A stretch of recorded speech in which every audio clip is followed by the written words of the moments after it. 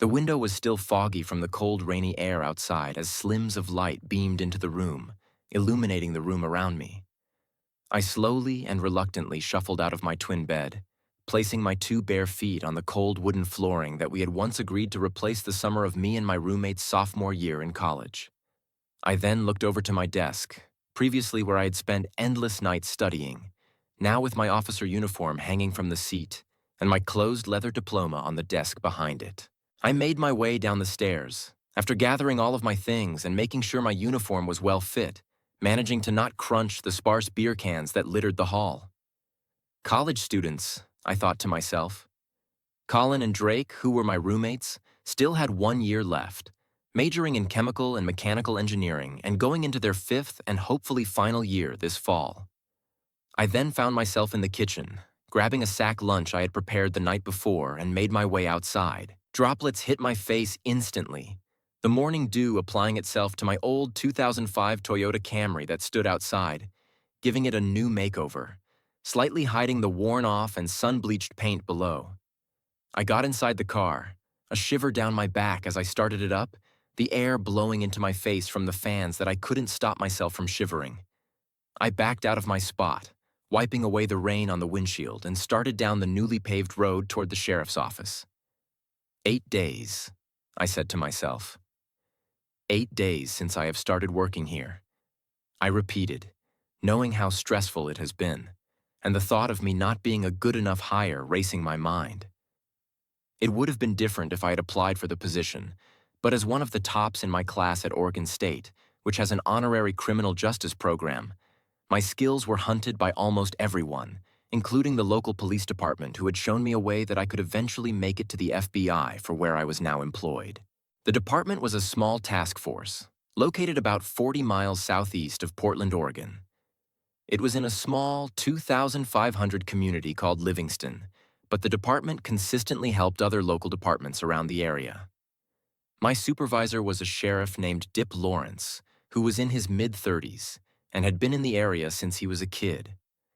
Before me, he helped train a current FBI agent named Trey Bennett. But as legend goes, his nickname was Spooky, named after some of the case himself and Dip solved together over the past couple of years. Of course, these cases would be a mystery to most. As the spookier it was, the more and more it was considered classified.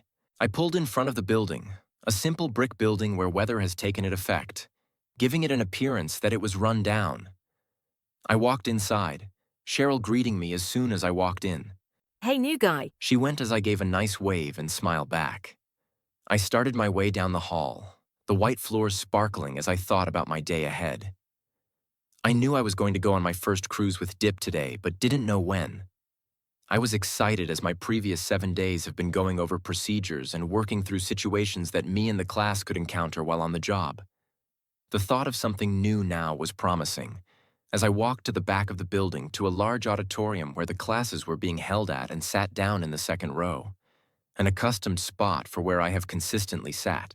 I then heard a stomp behind me, feeling the chair beside slide out of its spot and a man sit down beside me. I looked at him, the trimly kept beard with the dorky brown-framed glasses on a slender face smiling at me. You don't want to be in here all day again, do you? Asked Dip. No, sir, I don't, I replied with a smile. Then let's go. Dip said, standing up over me, almost shadowing me with his 6'2" stature amongst my now standing 5'9" figure. He turned away, walking out of the room and out the back door of the building. The rain had finally stopped, but I could look up, seeing more rain clouds coming in as if it was an endless cycle. Dip had already made his way to his car, starting the engine of the older model of police cars, a Chevrolet Caprice. I got inside beside him, the older leather cushioning me as the heat started to hit me. Are you ready to hit the road? Dip asked me, making sure I had situated myself comfortably in his car. I nodded excitedly, feeling the car shift gears and move forward as we got ready to hit the road.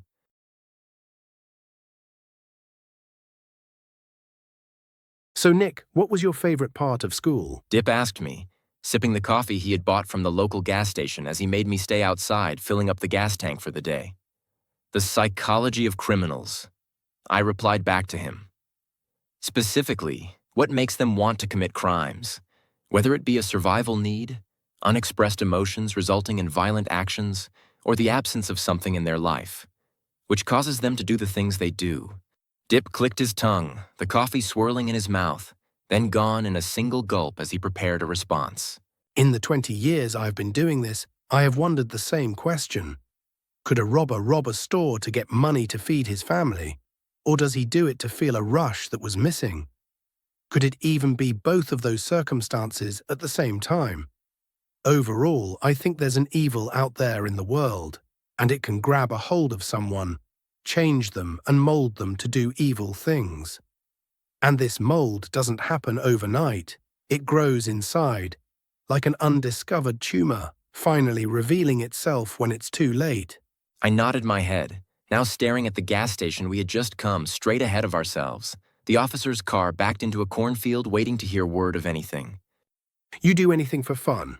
Dip then asked me, trying to seem eager to get to know me, but in reality, I think he was bored.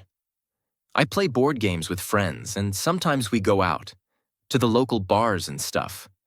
My friend is in a band. He plays at the Spruce sometimes, so we go watch him. Dip chuckled. I had a friend play there too, but that must have been 10 to 15 years ago. You know, he actually did make a name for himself down in California playing music, signed a record deal, and even went on a tour across America. But I think his best shows was here, at home. That's really cool, I replied, the static tuning in on the radio and the dispatcher's voice then disrupting me. Dip, we have a lady on 114th Street that says that she saw a child run across her yard. Do you want to go check it out first, or can I send another squad to take a look at it? I can go check on it. I am with Nick anyway, the new kid. He should like some experience like this. Got it. The dispatcher said, adding, Her home number is 9204. Also, I would be quick. She seemed pretty startled over it on the phone. Thanks, Drew. Dip said, pulling out of the cornfield and driving into town. Why would a kid be out in someone's backyard? They should be in school. I stated to Dip, hoping to get ideas of what could be going on. Kids can also skip school. Did you never do that in college? No, at least not when I was a child. I stated back.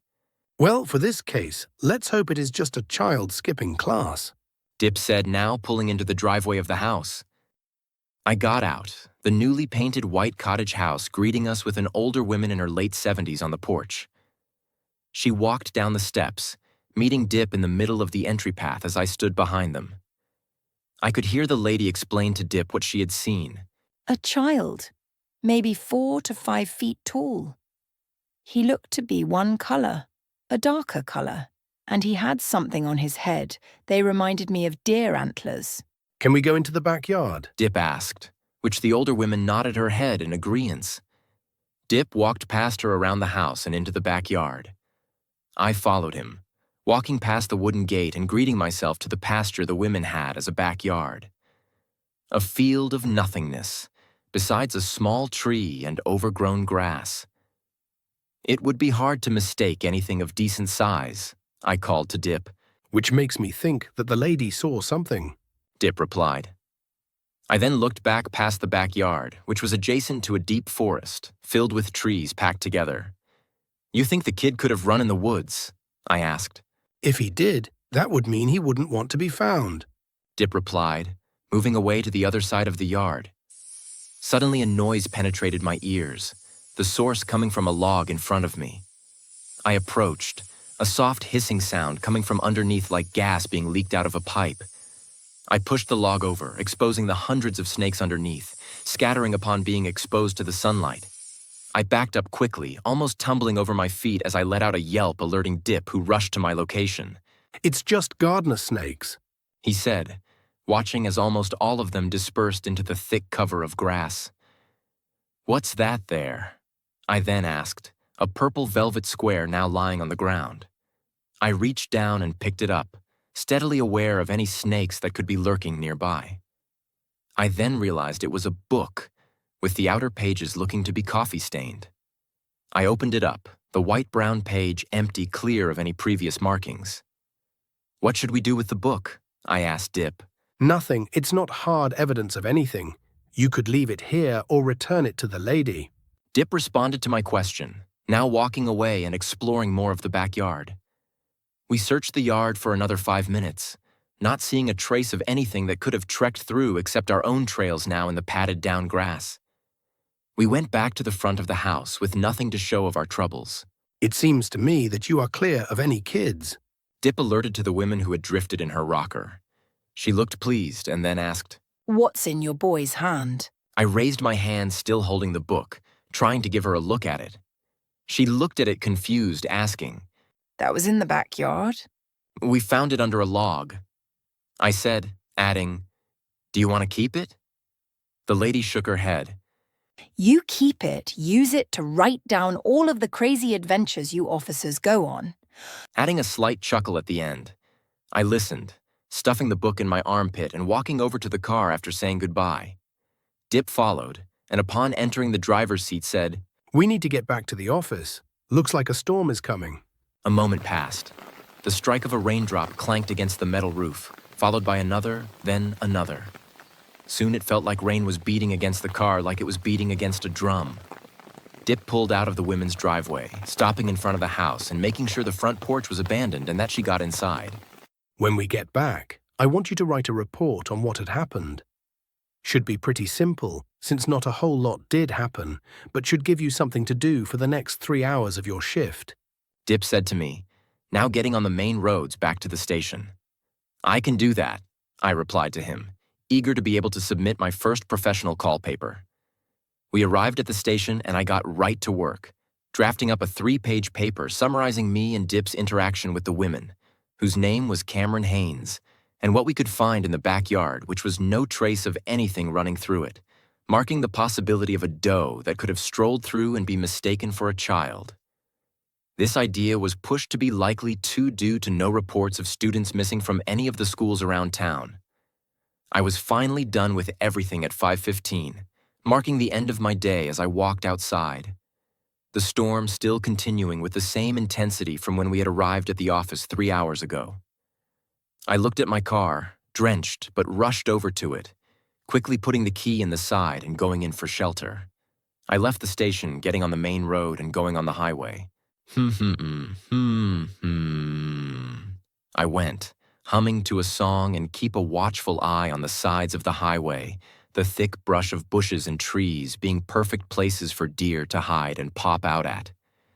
It was now getting darker as well. The only illumination is the golden glow of my headlights, reflecting up from the still water on the road. I then saw movement from the side, a creature 50 meters in front of me rushing out to the road. I hit the brakes, sliding on the road and still looking at it, the upright figure being unmistaken for a human with 2 sticks coming from the sides of its head and curling up to the sky. I swerved the car, trying to avoid the person, the back tires losing grip and the entire vehicle spinning on the road. I hit the brakes, pavement scratching against the tires as the car slowly decelerated, eventually stopping along the middle yellow line of the highway. My head was spinning as I looked out the windshield for the person, seeing it stare directly at me, in the same position from where I had initially seen it. I held its glance for 10 seconds, its entire figure not taller than 4 feet, and the same ambiguous black almost cloaking it among the nature of the cold, dark forest behind it. It then made a sudden movement, racing to the other side of the highway and darting off in the woods. I got out of the vehicle, my hand placed firmly on my pistol, the other hand shining a flashlight. I looked back, my car still in the middle of the highway with its headlights still on. I reached the edge of the woods, yelling in, "Hello, is anyone there? I am with the sheriff's office. I can help you." I didn't get a response. Walking back to my car, my shortness of breath making me feel tired as my head spun with a headache. What the hell did I just witness? I asked myself. I got back into the car, placing my head into the palm of my hand, thinking of what would be best to do. I called the non-emergency line for the police station, reporting the incident and getting affirmation that an officer would check in near the area, see if they can find anyone lurking on the side of the highway. I managed to get home 15 minutes later, the incident still on my mind, and I went straight to my room.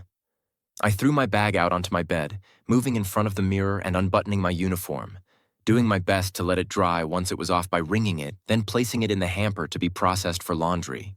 Once finished, I slumbered back to my bed, laying down and peering at the journal laying beside me. Must have fallen out of my bag. I thought to myself, now grabbing it and opening it up. There I could see the outline of the being I saw on the highway, nearly staring at me like it had done half an hour ago. I could see the small human-like frame, the two horns emerging from its head ending in a sharp tip pointed to the sky. How did that get here? I asked myself, knowing the journal was empty from when I'd first picked it up hours before. This must be a mistake, maybe invisible ink. I continued to ask, hoping I could find a logical conclusion. I'll get it tested. Tomorrow I can have Colin take it to the lab. There they can run a test on the ink and see where it came from if it's fresh. Telling myself that, knowing I have to find answers. I walked downstairs, on a mission to find Colin, who was at the dinner table, laptop open with a piece of pizza on a plate beside him. I dropped the journal in front of him, opening and laying flat the first page still showing the creature. Colin looked up from his screen, his eyes adjusting and seemingly startled, then asking, "What are you doing?" "I need you to test the ink from this journal. I need to know where it came from and when it was applied." Colin inspected the journal, rubbing his finger against the markings, seeing if it would smudge. "I can have Jenna, you remember her, crazy Harry Potter fan, take a sample of the ink and run some tests. It would be a fun task for her to do in her chem class, plus it's a common test some of the professors do to see who has been cheating." "Thank you," I replied to him, leaving the journal on the table and going back to my room, the silhouette and results racing in my mind.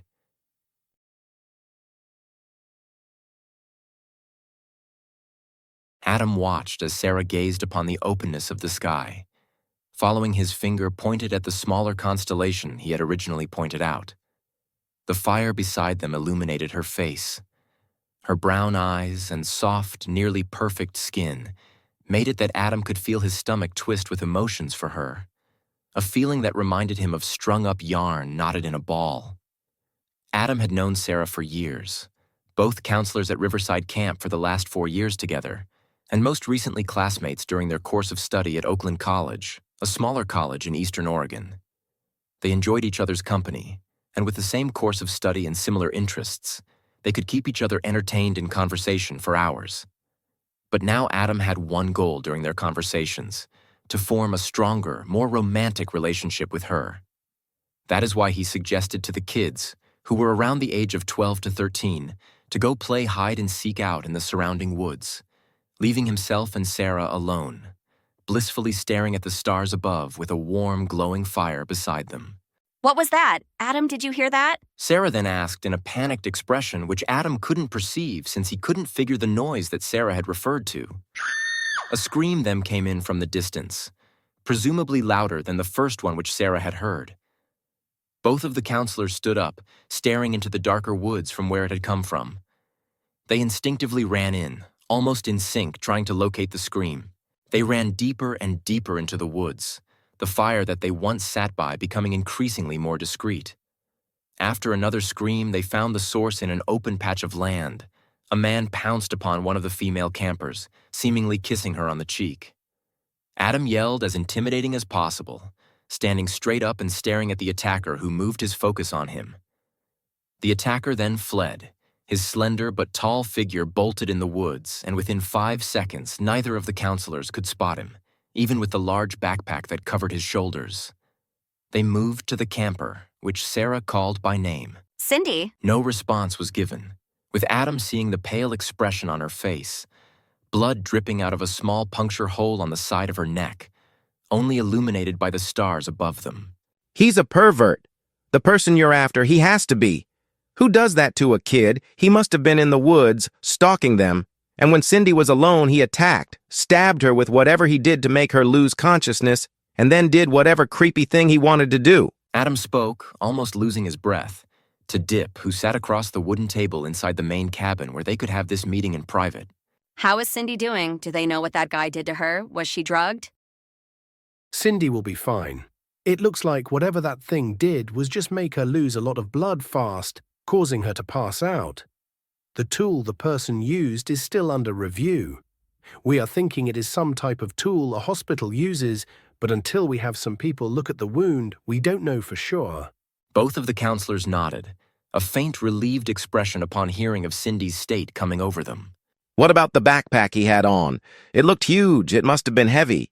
Has anyone out searching the woods found any sign of it? Adam then asked. Dip shook his head. We have 7 local officers looking in those woods. Once they are completed, with the day they would have had 10 hours each to look for this man. I think the person that did this is gone. You scared him off. Adam smiled. A feeling of strength and confidence must have came over him. And when he looked over to see Sarah blushing at him, that feeling only became stronger. We are still going to stay for the night, walk a couple of the trails during dusk, and verify that this being is gone. Dip then said, both Adam and Sarah looking happy with that sentence. We left the room, myself and Dip walking to the cabin at the end of camp, the only vacant one that is usually reserved for excess campers. Now the perfect spot for 2 officers who were sent out 4 hours away from home. When I'd previously asked Dip on the car ride here, he told me that this town, Granish, doesn't see a lot of attacks on people, that it was a mostly peaceful and safe town, and the local officers wouldn't have the right experience to handle this, which is why we were sent out here to begin with.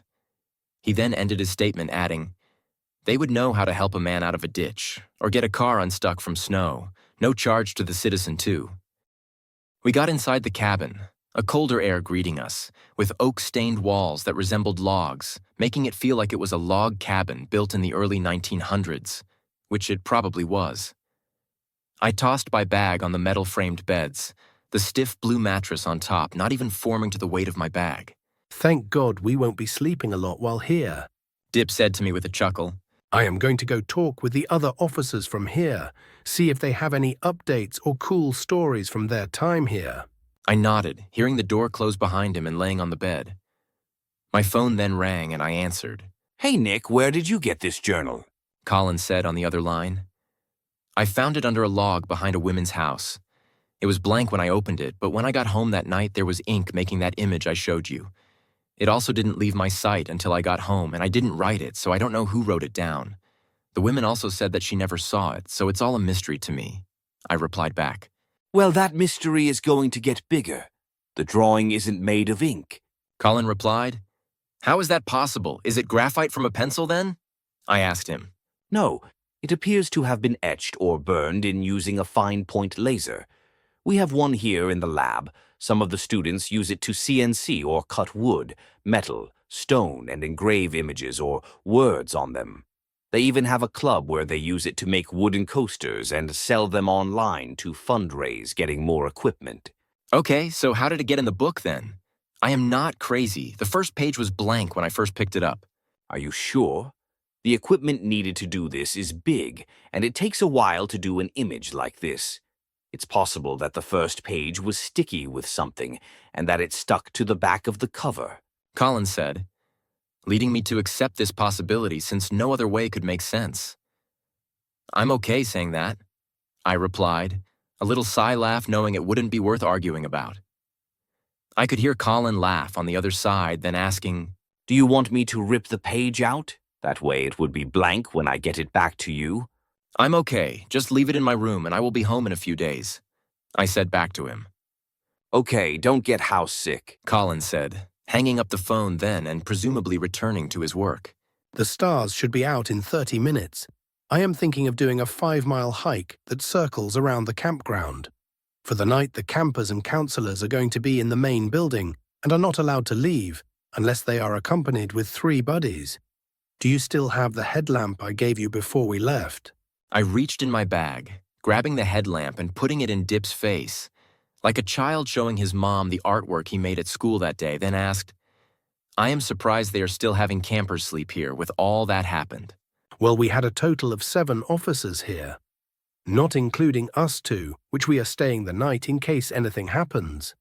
This makes the news less and keeps the publicity of this place in a well-being state. Too many kids come home after what happened, and this entire place might close for good. Dip replied, now starting to walk on the trail. It was a cooler summer night, the woods lively with the hums and buzzes of bugs, the occasional mosquito landing on me, only to be swatted and killed nearly the next moment. Did any of the officers find anything?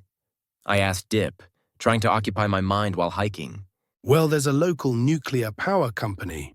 They use small samples of thorium, which is another metal like uranium that is commonly used, and are experimenting with it to see if it can somehow replace uranium.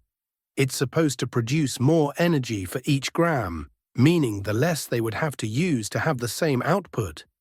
But the thing is, the byproduct of it is being stored in these barrels, and one of these barrels leaked into the water supply. A criminal and environmental investigation is ongoing for this, but recently a lot of fishermen have caught fish with these weird mutations: glowing skin, larger appearance, a tumor-like flesh growing inside. You should have seen the pictures. It was disgusting to look at. I nodded, imagining the fish Dip described. Its appearance giving me a nauseating feeling. I kept imagining the tumor growing and pushing on the skin of the fish, then feeling my lunch inside start to come up, moving off the trail. I rested my arm against a tree, hunched over, hearing Dip in the background chuckle as he waited for me to finish. I tried to puke nothing coming up, and after a moment, it was gone. I looked back, Dip now flashing his flashlight on the other side of the trail. I stood beside him, seeing the thousands of caterpillars surround a log, nearly covering all the wood with their bodies in silk. I examined it more, recognizing the object less and less of a knocked-down log and more of a weird nest with a hole at the end. "What the hell is that?" I asked Dip, unsure of anything that it could be. Beats me. Dip responded, sounding defeated. It's probably some animal's nest taken over by the bugs. Let's get moving. We need to complete our lap before midnight. 2 more hours passed in an uneventful walk in the woods. We then returned to the camp, passing the other campers grouped together as they walked back to their own 1900s style of log cabins to rest for the night. We reached ours a couple minutes later, taking 10 minutes to prepare for bed, now laying across the room from each other trying to fall asleep. I started to drift, being awakened by a ring from the other side of the room. Dip was now up in his bed, his phone to his ear, speaking to someone else on the line. What do you mean they are missing? Just those items among 4 of the 6 cabins. We didn't see anything out there, and you swear none of the campers saw someone near the cabins. Do we have security cameras out to monitor them? Might be a good time to invest in some, then. Dip then hung up the phone, looking at me, his phone illuminating his face to an aggravated expression. Some of the campers' clothes are missing, mostly underwear. Spread among the boys and girls, whatever this thing is, it doesn't have a preference. "So what do we do?" I asked Dip. We should take another loop. The lead counselor is already calling more officers from town, so they should be here in a moment. But this thing just took them, so it should be somewhere close. Another 5 minutes passed and we were at the start of the trail we had started at 4 hours ago. My legs were already hurting, my feet feeling like blown-up balloons against my shoes, and the weight of concrete blocks making me walk like I was in shackles. We shone our headlamps into the woods, trying to illuminate as much as we could with a little help from the cloud-covered sky. A piece of blue material then caught my eye, laying in the middle of the trail. I walked over to it, examining the item, which was a small pair of boys' underwear, with small dime-sized holes cutting through like cheese. Silence followed, a quiet hum of cicada, moth, beetles, and any other bugs that could make noise playing a soft tune. We kept marching through the woods, Dip carrying the undergarments that were now in a plastic bag for evidence. I then saw the figure, 100 feet in front of me, passing the barren trail within a moment. I rushed after the creep, sprinting through the trail and then in the woods from where I had seen it. "It's our creep," I said, feeling anxious and yelling, "We are with the State Patrol. Come out with your hands up." I could feel the bushes scrape against my legs, looking ahead, illuminating the trees, trying to find the figure again before it could elude me. I could hear Dip from afar, I think yelling at me to wait but not able to clearly make it out. I then felt a push against me, first believing it was Dip who had caught up, but could feel the weight of the assaulter push me to the ground. Now I could feel the weight of the creature, a buzzing noise seemingly above my head, like the forest was attacking me. I tried to wiggle out from underneath, but unable now, trying to hit and striking, feeling the attacker's side, which felt like it was made of bristles. "What the hell?" I said out loud, the attacker now inserting a cold, circular object into my neck, penetrating the skin and causing me to bleed instantly. I could now feel my body lose its blood, almost like it was draining me. 10 seconds passed where I was in complete fear, pinned by a man destined to kill me. I thought of Cindy, how scared and alone she must have felt, now feeling my head start to faint like how she would have felt. The gunpowder exploding woke me up, feeling the breeze of the bullet whoosh above my head and an arm stiffing me in the back, holding me down for a second, then feeling the weight be released. I started to control my energy, slowly looking up, around, my vision blurry but intact enough to see the trees surrounding me, my attacker out of view. I tried rolling on my back, using my arm to push me up and seeing Dip stand above my feet, looking at the sky with his gun pointed amongst the stars. He stood over me for a couple moments, himself focused on the sky instead of the attacker. "What the hell are you doing?" I asked him. "We need to catch the pervert," I then yelled at him, trying to demand him to follow my order. Dip then pulled his gun down, large beams of light coming from behind, presumably the officers who were attracted to the shot fired. "Did you not hear me?" I asked Dip, who was now knelt down, placing a medical cloth against my neck to slow the bleeding. You didn't say anything. Dip responded. I awoke in the hospital the next morning, after being carried by the officers out of the woods and driven into town. Besides me was a middle-aged nurse who greeted me as soon as I woke up. How's your head feeling? She asked me, a sweet smile on her face, nearly illuminating the gold cross necklace she wore. "Good," I replied. She nodded. That's good, you lost a lot of blood. Luckily, we had some available for you to use. Do you remember last night at all? I was in the woods. I think a man attacked me, and Dip, my partner, shot him. Then the officers came, carried me, and I woke up. The women acknowledged my statement, then asking, You don't remember your partner's outburst at all. "What outburst?" I asked, adding, "He shot at a man who was trying to kill me. That wasn't an outburst." On the way back, he stopped along a trail and shot 3 shots into a nest, I think, from the way an officer described it. One that was covered in caterpillars and silk, said he was expressing his anger for what happened to you. I didn't know if it was a normal thing. "No," I said to her. "I am as surprised as you are that he did that," Funny. the nurse said, then leaving me in my room. I was released later that day, Dip picking me up, my duffel bag already packed in the back seat. "Are we going back to the camp? The nurse said that the creep is still out there." That creep is gone. I doubt he will ever return back to the camp. Dip said. "How do you know?" I replied, questioning his authority to make the decision. When a man shoots a bear and it runs off, do you think the bear ever comes back to the same place? "No, but we are not talking about a bear. We are talking about a man who has a serious messed up mindset on those campers. He needs to be found." There's going to be officers there for the next 2 days, in the daytime and nighttime. I bet they won't find a thing. Dip said, "How do you?" I just know Nick, who's in charge, who's been doing this longer. Now we are headed back home, end of story. Dip said aggressively, glaringly upset with my interrogational questions. He started the car and drove home. The 4-hour drive then felt like 10, with silence the entire way. Dip dropped me off outside my home after it was over, and I made my way upstairs, the home apparently empty of any roommates. I laid down in my bed, seeing the journal Colin had placed on the nightstand beside me while I was away. I grabbed it, examining the first page still with the devil image on it, wondering where it came from. I could then see lines coming through the paper from the other page behind it. I flipped the page over, seeing the outline of a tall figure staring back at me. A head which looked like a fly with giant circular eyes, its arm and legs filled with bristles, and the wing-shaped figure on the back of the creature.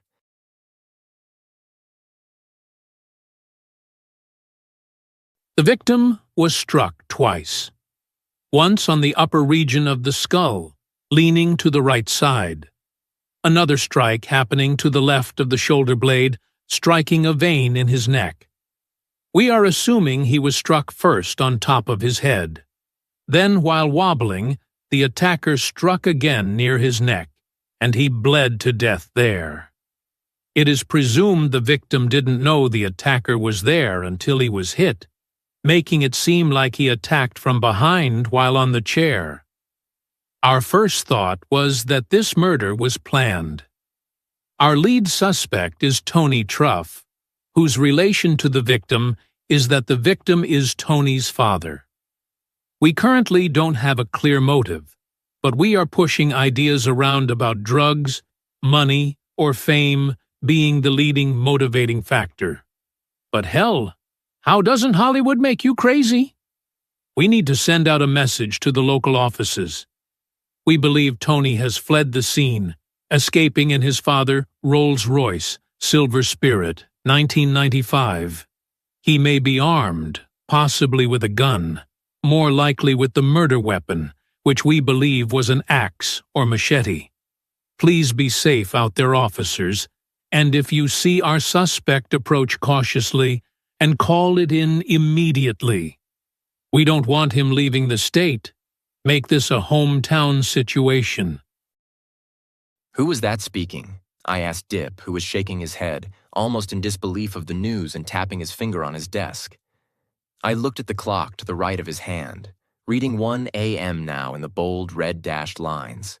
I can't believe that is how he died. I always thought of him as a type of superhero, like The Flash or Friezo. Maybe I am being nostalgic, but I grew up watching his show. I think every boy in the 70s watched his show at some point. I mean, the character he played, it had such real emotion. He dealt with serious personal issues, and he could still do the right thing, for the right people. In a way, I thought he would have embodied it. Dip froze after his statement, staring blankly in the wall, myself presuming his mind was spinning. Me not a clue of what was so important about the victim, besides bringing his son to justice. Who was that speaking on the radio? I asked again, my tone a little louder and more definitive, knowing I needed to knock Dip out of this trance. He's the chief from Lux. It's a smaller, richer community down south from here. A lot of the homes sit up on a mountain, giving them access to a view of the Pacific Ocean from the west. You have a lot of actors there, like Jenny Fitz, Matt Dalon, Faith Polinsky. Dip then looked at me, an expression of not knowing on my face prompting him to ask, Do you even know who our victim is? Who Jeff Truff played back in the day? I have no idea. Was it Titan? Dip looked frustrated, both palms in his face, then asking, Were you even born yet in 1980?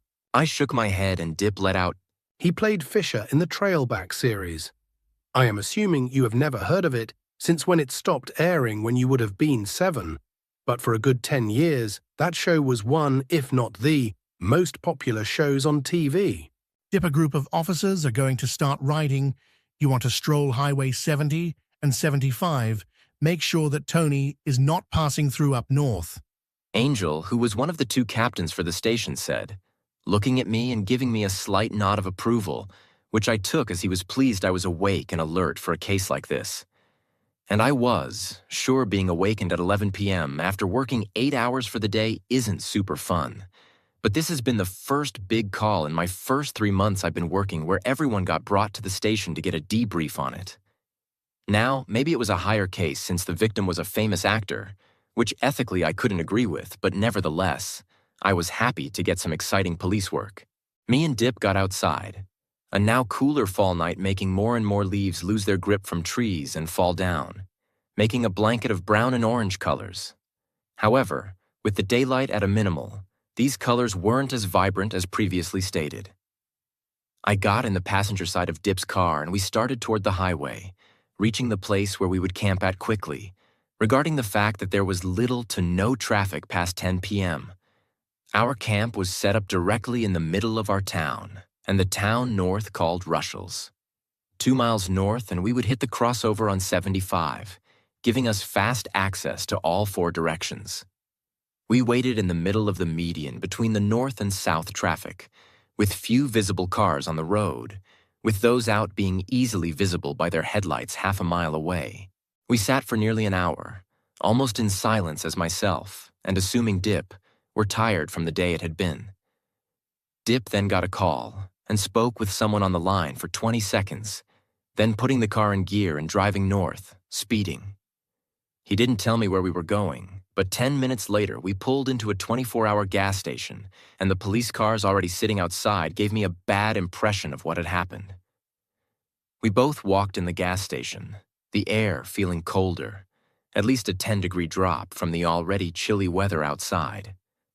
I looked at the cashier counter, a policeman putting chalk around the body, a giant gash into the male clerk's shoulder, still pumping out blood which littered and differed greatly against the white tile flooring. I then followed Dip, who was headed to the back of the store where other officers circled like birds.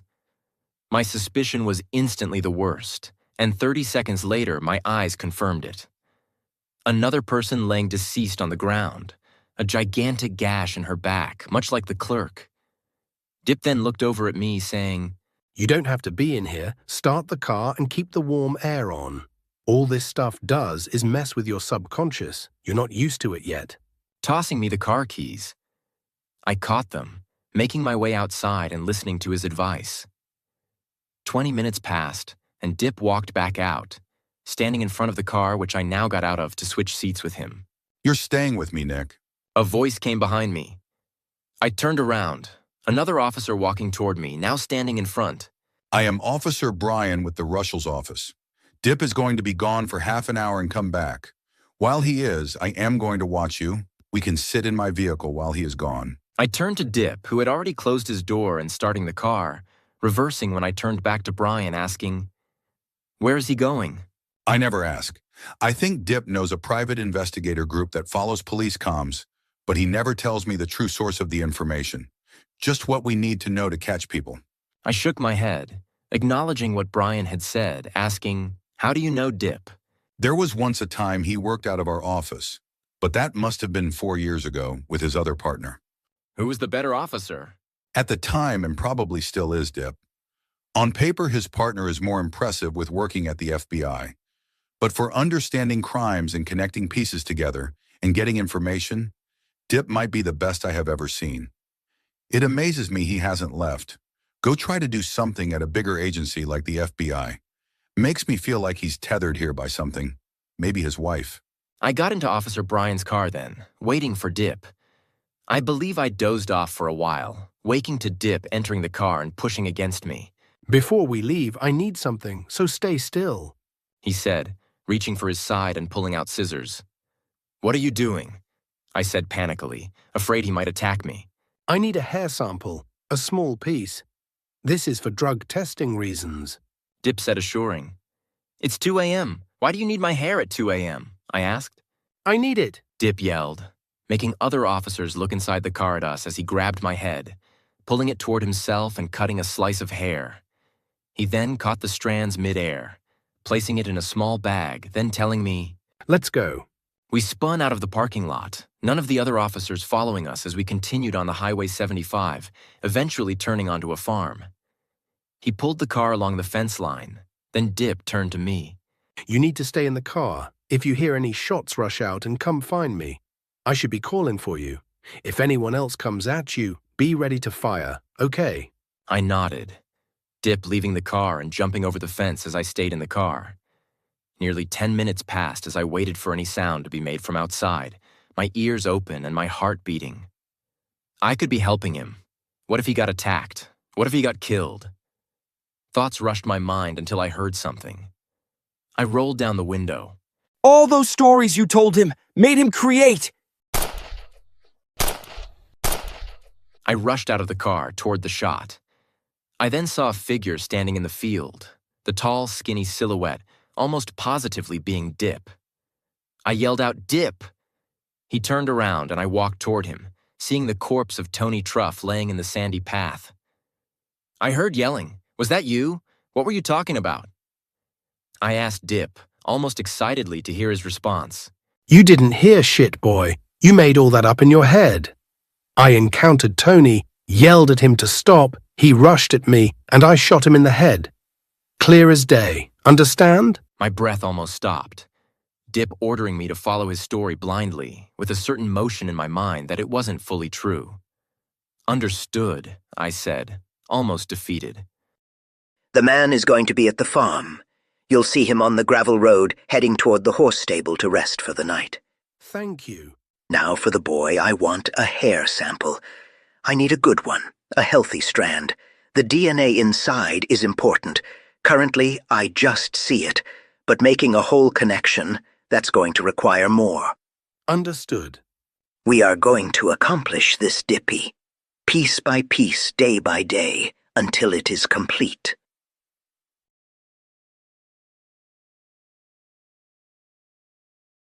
The woman was dressed nicely, wearing a black leather coat paired with stockings and shiny metallic boots that almost reached to her knees. Her skin was glowing in contrast, with her makeup illuminating her face and her brown hair drooping down on the sides of her head, masking her shoulders. She was beautiful, he thought to himself, staring at her from across the street. How could a woman like that not find a good man to take care of her? A man that could provide so she doesn't have to live a life like this. What if I could be that good man? He now looked down at his hands, his golden wedding ring firmly on his finger. A flashback of his wedding day where his wife pushed it on herself. How the hell can I be a good man? Look at what I'm doing. He fought with himself mentally, distracting himself from the women waiting for a partner for the night. The sight of another car pulling by, grabbing his attention. He couldn't hear what was said, but watched as she leaned down in the window of the car, the driver camouflaged by the tinted windows of his newer BMW. The women then opened the door, dropping her first leg into the car and ducking down, her slim and slender figure now encapsulated in the car, the passenger door now closing. He watched as the car drove away, himself realizing his opportunity had slipped. Dip came by early in the morning to my desk, about 30 minutes prior to when we usually meet to discuss what we would be doing today, dropping a police report on my desk. On top, bound by a paperclip, was the photo of a man, undressed and laying deceased on his large bed, a small pool of blood stained below his neck. I removed the photo, starting to read down the report. Chris Hefter, age 37, CEO of BlackRock Gambling, found dead in his apartment at 2:30 a.m. after his assistant came to see him from a call she had received around 1:45 a.m. No suspect is currently suspected. Cause of death was blood loss, stemming from 2 holes on the side of his neck. Location of death: Portland, Oregon. You ever been to Portland? One of the biggest cities in the world. I am assuming some of your college buddies have bar hopped up there at least once during your schooling years. Dip said to me. We had a few trips up there. Sure, the 4-hour drive wasn't fun, but the nightlife is second to none for me. I remember a bar up there called Verm, where you could drink as much as you want for a $15 cover. Those trips to Verm were the crazy and the most story-filled nights I had during college. Dip chuckled, possibly reliving some of his previous college stories. Well, we are going to be headed up there. We could possibly visit this Verm bar you call it, but I suggest not drinking too much. At least not on the clock. And before you ask, I was specifically asked to come up there from a previous case I have worked. Now pack your stuff. I will pick you up at your house in 1 hour. Understood? I nodded my head, closing my laptop and packing my bag at my desk, then leaving to go home. Once arrived at my home, I threw some clothes together, packing enough for 4 days up in the city, excited for our travels ahead. An hour passed by in what felt like seconds, Dip laying the horn on outside my house as I brought my bags to the car, getting set for the open road. An hour passed on the road, the time being filled with Dip playing music on the car's stereo, myself trying to name the songs which I knew one of every 5. While I played this game, I stared out the window, the mountains in Oregon conflicting in the valley from where we drove, but my mind filled with questions only Dip could answer. So what was this case that you worked on in the past that warrants you driving 4 hours for this case? I asked. You know I can't speak greatly on the details of a previous and closed case. There's rules to this, Nick. You know that. Dip responded. I didn't say a word. My head now turned the other way, unpleased that I wasn't able to hear the story. A woman was gathering blood from people for an experiment she was running. She wanted to see if she could use human blood in drinks, I think to get the benefit from all the enzymes and other science crap that makes up blood. Like a vampire, I stated. Kind of, but she took the blood out of people's arms. She was a nurse and had the equipment. Honestly, I just think she was a sick individual, the kind of person that needs to be placed in a camp or prison to fix themselves. Well, what about the case now? The victim was bit in the neck. I don't know how to explain it, but a folklore describes that as a vampire. I said back to Dip. Almost all folklore is based off something. Something that happened that's real. I have found it best to always keep an open mind on cases like this, where the course of what happened isn't readily apparent. Trust me, in this world, reality can be a lot more stranger and unexplainable than fiction. Dip finishing his statement, now turning onto the highway leading directly to the heart of Portland. I knew we arrived when skyscrapers started to line the streets. Buildings so high up I had to stretch my neck to see the top of them. Dip drove frustrated, upset by the traffic that we were passing through, and confused on the numerous one-way streets we interacted with, seemingly not caring about anything to do with the city except getting to the victim's house, which we arrived at 20 minutes later.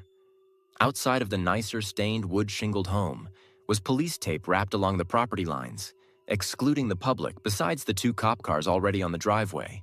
Detective Lawrence, my name is Detective Marlin, and I am taking the lead here. If you want, after introductions, I can show you inside and what we think happened to our victim, Chris Hefter. An oversized man dressed in a brown suit coat with wire-framed glasses spoke to Dip. That sounds great, Marlin. As for me, you can call me Dip, and my partner over there is Nick Gibbs. Dip said to Detective Marlin, then looking over at me when he spoke of. Marlin then led us to the front door, the interior of the house being more impressive than the outside, with large wooden bookshelves on the wall and the kitchen fit with granite countertops and brand new silver appliances. We then made our way to the stairwell, following the path of officers' shoes imprinted on the carpet that led us to the bedroom. There I could see the picture Dip had showed me earlier in the day, the body now being replaced by a black marker outline drawn on the sheets, the blood a little bit darker as it seeped deeper into the cover.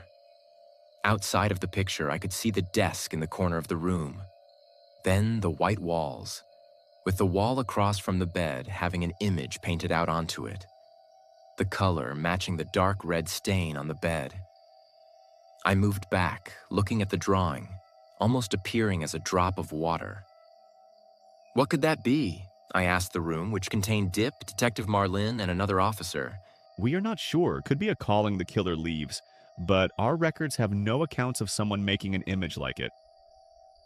Dip, do you have any ideas of what it could be? Detective Marlin now asked. Dip shook his head, a lossless expression on his face which matched the room's. Is there any idea of what Mr. Hefter was doing the night he was killed? Could he have met someone at a restaurant or picked someone up? I doubt he would have just stayed in the entire night, then let a random stranger into his home. There was no sign of a break-in, right? Dip asked Marlin. Correct. We asked the assistant what she thinks Mr. Hefter could have been doing before he was killed. She gave us a pretty clear-cut answer, one that doesn't surprise me for a single man in his 30s. Marlin said. We left the house, now meeting at the police station. We sat in a large room, a pull-down white screen in front of us, with a projector pointed straight ready to be turned on. Marlin then cut the lights, and the electric buzz of the projector above sung, then emitted light upon the white canvas forward. An image then came upon the screen, 2 cars sitting across the street from each other as the moon started to rise. A woman now in view peered down in the window of one of the cars. The BMW across the street is Mr. Hefter's car. That woman is currently our suspect, and we expect she was one of Mr. Hefter's common nighttime entertainment. We currently don't know where the woman is or who she is, but I am having some officers ask around about her. Whose car is parked across the street? Dip asked. Could be anyone's. They are parked on a popular street for food. But they would have seen the woman. Dip then said. Excuse me? Detective Myrtle said, a feeling of being offended coming from his tone. The car lights. The person's headlights are on. He was sitting in the car when this woman got in. Dip said, now moving closer to the screen, reading the license plate numbers out loud. ATX-7529. It belongs to a man named Brian Young. He lives just a couple blocks from where the women got in Mr. Hefter's car. He's married to a woman named Elle. They have 2 kids as well. Here's his address.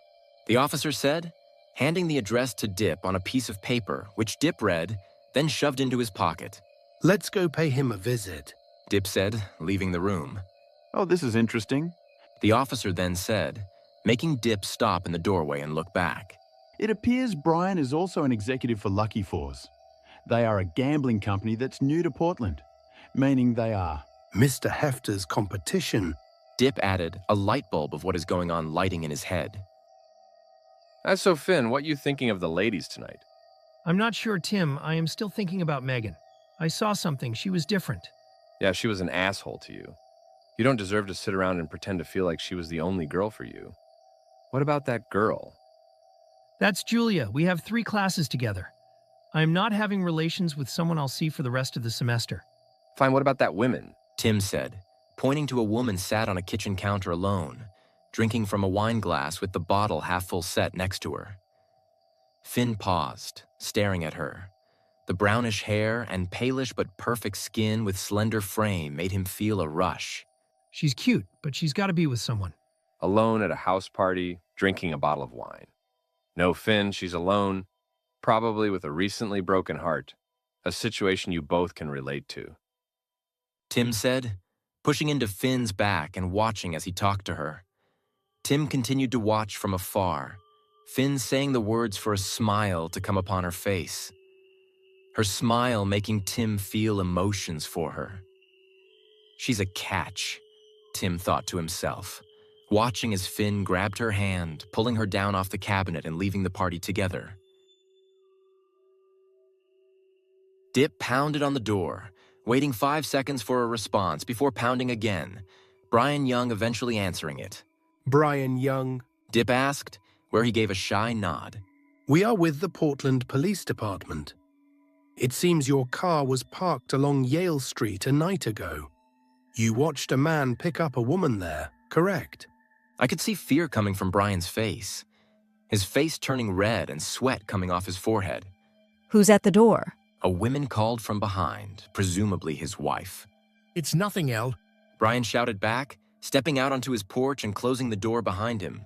Listen, I know what you are talking about, but I didn't do anything with that woman. I have a family, a loving family, with a great wife. They don't need to know about what I was doing there. We're not here to talk about your relationship with that woman in a sexual manner. We believe that women killed someone, that man. Do you know anything about that? Detective Myrtle then asked. Brian took a sigh of relief, almost like he was off the hook. Then, in a concerned voice, asked, What do you mean she killed someone? Dip spent 5 minutes going over the story with Brian. Brian seemingly in shock, either of the murder itself, or the fact that in a late-night decision could have made his fate of sleeping in a bed or coffin the following night. I don't know anything about the women, besides that fact that she looked beautiful, and her clothes matched her beauty. Her age was probably around my age, 27 to 30. But I do have something else. She wore a red pendant on her neck. A bright red one, almost like a jewel with how it shone. I have never seen anything like it before, so I think that piece of jewelry left an impression on me. Brian finished. Thank you for the information, Brian. You have been helpful. Now go back with your family. They should be waiting for you. Dip then said, turning around and seeing Detective Myrtle on the phone. There's been another attack. He then said, There was this woman. At the party, I told Finn to go see her and talk with her. But I got nervous. He didn't text me back. He didn't answer any of my calls. And now he's dead. He's gone, and it's my fault. Tim said, in tears now and being held together by Dip, from who had asked what had happened. Dip then handed Finn to another comforting officer as he went into the dorm room. There the body laid still on the bed, a familiar pool of blood under his neck, matching the 2 puncture holes on the victim's neck. Dip then left the room, going straight to Tim, asking, "What did this woman look like?" She had a slim figure, long brown hair, and a pretty face. She wore a black dress and was drinking wine by herself when we first saw her. She looked around our age, but I have never seen her at the school before. And she had a necklace. A giant red thing. It shone against her chest, something I've never seen. Dip nodded, then went back to the room. There he saw the empty wine bottle laying against the floor. He reached down and picked it up, opening the bottle. "What are you doing? You could be masking the killer's fingerprints," I said to him. "Doubtful," he said back, sniffing the contents of the bottle. "Blood," he then said chillingly, now moving back out of the room to Detective Myrtle's face. "Keep your officers out during the night. Keep them on high alert in pairs, and do not approach any women. It could be a trap. Send a message out to the public to close down the restaurants and shops, to have people in bed now." Where are you going? Myrtle asked Dip. "Me and Nick are staying at the Oleum Hotel. We are going to study and rest for the night. Do not doubt me, Myrtle," Dip said, now getting to the car and hopping inside. I waited outside, Dip looking at me sternly, myself failing to comply with his plan. "Get in the car, Nick. I swear to God, listen, or you are done working for me, and you will be fired from your place from the agency. Your dream of becoming a part of the FBI gone just like that." Dip, who had rolled the window down, yelled at me. I got in the car, almost yelling at him. "There's 2 people on the loose. Both of them killed someone, and what are the chances they could kill again?" "It's the same person, Nick, and the people only get killed if they invite the person to become close with them." "What are you talking about, Dip?" "This thing's a monster, Nick. It's not an ordinary human. We need to approach this differently." I paused, thinking of what Dip said then, asking, "Tell me the truth. I know you are keeping things from me. Tell me the truth of this case." "You don't want my truth, Nick. You don't want to know what I know." "I do, Dip. I want to know what you think of this monster. I want to know where you went to get knowledge of where Tony Traff would be so you could kill him. I want to know why you needed my hair. I want to know why you went berserk in the woods and shot a log 3 times. "No, you don't, Nick. These things I know, I don't wish the knowledge on anyone," Dip said, ripping the car out of the parking lot and driving toward the hotel.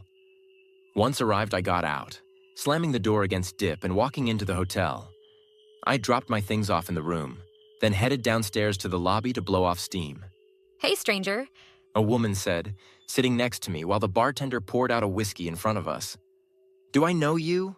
I asked, the stunning ginger woman biting her lip as she looked me up and down. Maybe in a past life. She replied back. I smirked, asking, "You want a drink?" Bloody Mary. She said to the bartender, who placed the dark red drink in front of her moments later. "To now knowing each other in a new life," I said, clanking the glass upon hers. 10 minutes passed before I asked her to join me in my room. She smiled to my proposition, following me like a sly cat as we snuck upstairs. On the bed, I took my shirt off, the woman taking her dress off, exposing the necklace draped around her neck, red like her now-stained teeth from the drink. "Hold on," I tried saying as she pushed me down on the bed, leaning into me and her warm breath on my neck. She was smaller than me, but using all my strength, I couldn't force her off my body. A silent knock came from outside. "Nick," I heard, recognizing it as Dip's voice, now the woman's hand over my mouth, muting me. "I can hear you in there. I want to talk to you about this case. I think I know what this thing is." Dip continued outside my door. I tried to yell, a muffled scream coming out but loud enough to alert Dip that something was wrong. The door then started to pound, the sound being Dip throwing his body against the locked door to break in. After the third pound, he succeeded. breaking in where me and the women stared at him. The women now lunged at Dip, who tackled him to the ground. They wrestled, and I watched as Dip reached up her chest, grabbing the necklace looped around her neck. He pulled on it, the back end snapping as he raised the red gemstone in the air with victory. He then looked at the women, rolled over to the side, now spazzing uncontrollably on the ground. "What should we do?" I yelled out, foam coming out of the woman's mouth. "Give it a second," Dip said. The woman's body now confirming into itself, becoming smaller, her figure forming into something new. When she stopped spazzing on the ground, she wasn't a woman anymore. Instead, a child who peered up at Dip and in a European accent asked, "Where am I?" A few days passed before I talked to Dip, who was now back in the office after clearing some things up with the police department up in Portland. The girl's name was Candice. She went missing in Lithuania almost a year ago.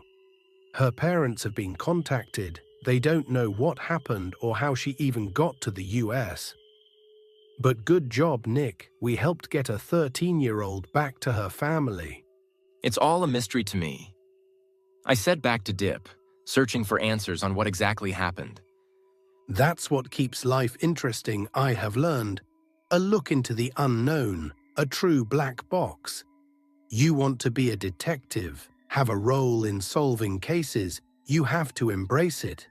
And sometimes you have to embrace that you may not get a final answer for what truly happened. You just have to accept it for what it is, another folk story.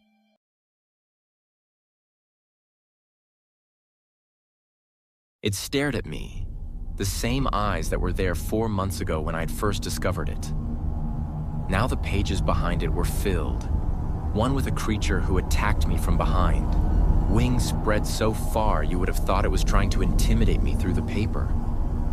The page behind that now engraved with the image of the women whose beauty took my breath away. The then red pendant that laid across her chest burned black on the page, with the burn bleeding through on the other page. What is this journal? What are these things? How can I explain this to anyone without seeming mad? I went back to the first page, the creature I had seen on the road, staring at me now like it had in the past. What are you? What are you? The image of that day came back to me. The sound of pouring rain on the car, the sudden black spot emerging from the tree line, rushing out in front of my car. Unfazed by the 2,000 pounds of steel heading straight toward it and the jerky movement it made when I twisted the wheel to avoid hitting it, causing it to swerve on the other lane. What if I had just hit it? It is controlling this right, burning the images in this book, creating these monsters now. Did I just imagine these things? Have these events all been a part of my own imagination? Did I die in that car crash? Is this my version of heaven? My breath started to shake, an uneasy feeling coming upon me. Nick, you ready? Nick? I heard a voice behind me say, waking me up from an almost paralyzed state, twisting my body and seeing Colin looming in the doorframe. How long have you been there? I prompted him. Long enough to see you staring at your desk, talking to yourself. Let's go. Drake is already outside packing the skis. It's time for us to get a winter vacation. Colin then said excitedly. Okay, I can be out there in a second. Just doing a little bit of thinking here, Colin. Some privacy would be nice. I replied back to him, his eager smile slowly fading, my annoyed tones signaling him to leave. That's fine, but we should leave in 20 minutes. I know Jake wants to meet us at the snowmobile place at 5. Also, during this trip, don't bring up work or think about it. You're not working now, so there's no need to bring it in. Have some fun, Colin said to me, closing the door and letting me be by myself for a bit. I then got up from my seat, my back wet from some of sweat I had perspirated, now going to my closet and pulling out warmer clothes. I believe 3 different coats and 2 snow pants. I laid them out on my bed, folding and compressing them, then stuffing them into my bag. 10 minutes later, and I was outside, my skis being set upright against Drake's car waiting to be packed. I thought back a few years ago, my first time meeting Drake on the slopes when we were 15, and now the steadfast connection we still had 8 years later, with another ski trip to relive the moment that originally brought us together. I threw my bags in the back, the snowboard being placed on top and myself loading into the back seat of the car, Colin already in the front playing music. He looked back at me. You can start to smile for this trip. It's going to be fun. Smiling at me for a few seconds as his hand reached for the knob, turning up the volume and moving his head forward. I put my headphones in, droning out the world as we began our road trip. I awoke a few hours later, Drake waking me up as we had arrived at Abominable, a rental snowmobile place that Jake, a friend of Drake's whom he had met in college, worked at while trying to find a tech job in Washington. Hey guys, Drake, it's good to see you again. A kid, not much younger than us, yelled out, approaching. I looked around. The giant red sign above us reading Abominable stood out, almost pressed against the giant sheets of metal that were the building. We stepped inside, the air not much warmer than outside, with the only heat coming from a space heater plugged into the wall. In front of us stood a waiting area, littered with fold-away chairs, a wooden desk, attended by a woman who seemed not even out of high school, wrapped up in a blanket staring at us. You guys can follow me. I already did your paperwork so we could hit the trails as soon as you guys got here. The kid, who I presumed was Jake, said. He then led us past the reception area toward 3 large garage bays that had snowmobiles lining them. 6, 7, 8, 9. These are the ones I have kept aside for us. Now, currently there are 2 other groups on the trail, one that left an hour ago and one that left 20 minutes ago. We shouldn't hit them, but if we do, let's them keep ahead of us. My dad's already kind of pissed that I am letting you guys ride here for free to begin with. I don't want to cause issues with another group, Jake stated. Everyone nodded in agreement, and we made our ways to the snowmobiles, myself grabbing number 9, which was the closest to us. I inspected the mobile, which seemed aged as some of the original paint was now peeling off, and the tacky number 9 sticker barely holding on. Jake took number 6, and after lifting up his snow mask, he pulled out in the garage floor in front of us, maneuvering the vehicle to face the outside, then motioning with his hand to follow him, pulling out. Colin followed him next, followed by Drake, and finally me, feeling the force of the vehicle push me forward, reminding me of a dirt bike. We started to ride, the incline gradually going up, which made sense since the trail seemed to go up and circle the tip of a mountain from the pictures I saw in the reception. We drove steady for the next 25 minutes, the compacted snow from the previous tours guiding ourselves around the tree line and overlooks, giving us numerous looks of the valley and lakes below. I looked forward to Jake, Colin, and Drake, all 3 lined together, seeming they were having a good time. I stayed back a couple feet, earshot of whenever Jake called a place out, but far enough to feel excluded from the group. My mind didn't feel correct or right at the time anyway, almost like I didn't belong on the mountain with them. No, it was something else, a sense in me, that something wanted to see me, like it was watching me on the mountain.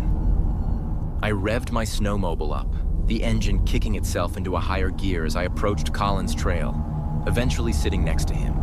About time you joined us, Nick, he said to me, a visible smile under his mask. We rode together for the next hour, ourselves grouped in a pack as we were a mile from the original camp. Wait, Jake then said in a concerned voice, slowing his snowmobile down in front of a giant log covered with snow. The group slowed down behind him, and I followed the log which stretched past the end of our pushed-down path. Its same thickness the entire way, unclear of any easy route except to go over it. Let's just jump it, I proposed to the group. What is this thing? Jake then asked, reaching down besides the log and kicking at it, the snow laying on top collapsing. I then started to kick it, expecting to be stopped by a log, but could feel nothing but the soft powder collapse upon my weight. It's hollow, I stated to the group. What could have made this? Jake asked the group. A log? Drake suggested. Yeah, but where's the log? Plus, it would need to be a thick tree. This pile is 14 inches wide. Jake argued. Well, maybe someone just took the log, Drake said, seemingly done trying to solve the mystery. But that would mean they would have to move a giant log in what? Under an hour? We drove this trail when we headed for the mountain. This just popped up and it hasn't snowed. I looked at the snow bump again, pondering how it could have been created. Let's just go. It's just snow. Probably a snowbank. Plus, we still have to check in at our house. Colin then spoke up, starting his snowmobile and driving over the bank. An hour later, we had checked into the home we rented for our weekend. The place was nice, at least for what 2 college kids and an entry-level police officer could afford, with 2 bedrooms upstairs and 1 on the main floor, which we let Drake have since he organized the trip. We soon found ourselves talking in front of the fireplace, which gave the room more light. What did you ever do with that journal? Colin asked casually in conversation. What journal? Jake butted in. Nick found a journal with like a messed up human on the first page. What was that from? Your first or second week with the police? Colin filled Jake in. It was my first week. Now that journal is gone, I tossed it away, probably collecting dust in a landfill or been recycled to something new. I wonder how paper gets recycled. Jake then said changing subjects. My mind then changing thoughts as I dimmed their conversations out. I don't remember much of the night after that. A couple more drinks in my system before waking up the next morning to the sunlight shining in my face. After breakfast, we went out for the day, to a mountain called Mount Hempel. We have skied here before. Most of the time was when we were in our high school years. But every so often during the winter, we would come and make another trip for our college memories. I had recognized myself with the layout of the ski paths, the quick and steep down hills, and the curves that would knock someone new off balance, a personal memory from when I was a freshman in high school. But now was different. Now was the time I could run the course, managing to fly down the mountain. And we did. Me, Colin, Drake, and sometimes even Jake, who seemed to be more nuanced to the sport than us, but nonetheless could keep up with the trails we took. Now it was almost midday, and we had taken more trips up the lift than I could care to count. We were headed for what the place called Freedom Slope, a wider path that was around 100 yards across, clear of any obstacles, with a soft descent making it prime for beginners or people wanting to get better at curves. For us, we were after the curves, making sure to hit the trails on the edge of the open slope that would round out back into itself. Within 5 minutes, we stood on the peak, looking down the nearly 600 yards to where it met the bottom. Drake and Jake had already left, nearly diving down the peak before making a fast curve that spread the length of the hill. Colin then went, leaving me by myself. I looked for my path, a gradual tilt to the right, followed by a turn left leading into a path in the woods, which would eventually kick me out to the slope where I would nearly be down the hill. I began my descent, speed kicking up, then slowing down as my skis digged into the snow, my body twisting to the left. I entered the trail, trees lining my side as it narrowed down. I kept moving forward, keeping the same momentum from when I had started. Then I saw it, looking ahead, the light snow on the ground elevating slightly, like it was being pushed up, as if something below was passing the trail in front of me. I prepared to jump it, hitting the pile and feeling the top of my board catch onto something, a rock I thought. My body started to fly and I flung up, hitting the ground even faster and rolling. My legs went above my head as I tumbled, then hitting the ground forcibly and locking in with a tree. My body just swung, my back hitting the trunk of an even larger trunk, my mind going black. I awoke from an unconscious state a few moments later, my body winched in pain, my eyes open enough to see the blood on my coat. I could feel the cut on my leg instantly, the cold air coming in from the rip on my pants. What did I hit? I asked, then stopping in fear as I felt something passed under my leg. I tried to lift my head up, but didn't have the strength. I could feel something, like a large rope being pulled under my leg, continuing the go for another 20 seconds, my body unable to move as it stayed in fear. It finally left and I waited a few moments, then started to get myself up, my body aching as any weight on my leg burned. I made it out of the trail after a short walk, a few looks from those on the slope in horror as more and more blood dripped onto my shoes, marking the trail from where I had crashed. Colin then raced up the hill, amazed at what had happened. I haven't seen you crash and get hurt like this since 10th grade. Here, let's get you some pads and to someplace warm, he mentioned, putting my shoulder above his neck and assisted my walk back to the medical bay. Once in the bay, I was swarmed by doctors and nurses, younger staff near my age whom I think were there working to get credits while still at school.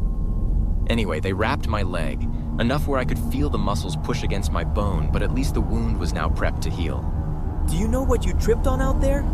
Or what caused this cut? One of the doctors said, having to be no more than 3 years older than me. I think it was rock, or maybe a log hidden under the snow.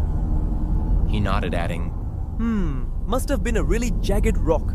From the cut flesh, it almost looks like something really sharp cut you, like a knife or glass. This cut was clean, not jagged like we usually see when people hit a rock. We spent another hour chatting, mostly making sure that my cut was sealed and not going to pop out under the gauze, which if it did happen, they had given me enough to fix it myself. Colin and Drake helped me in the car, cutting short our trip on the mountain, now driving back to where we would stay the night. And just in from Mount Olympus, a sighting of unexpected paths emerging among the snow hills. Skiers finding long trail, like paths under the snow, with no clear idea of what it could be. Our chief weather analyst claims they are nothing more than snowbanks, created from the wind. Other in the town are less caring for his idea, saying these tunnels were used for something to transport in, that they were hollow. The news reporter went, Sounds like whatever we saw at Abominable they had in Mount Olympus too.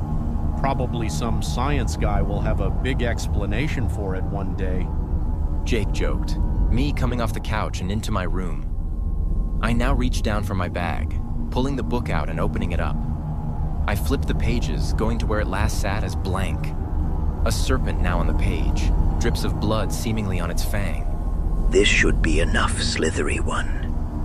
This should be enough. Now, we can move on to the next step. Maintain a connection with him, peer into his mind and soul, feel him. Our connection will be great. The beginning of a new world.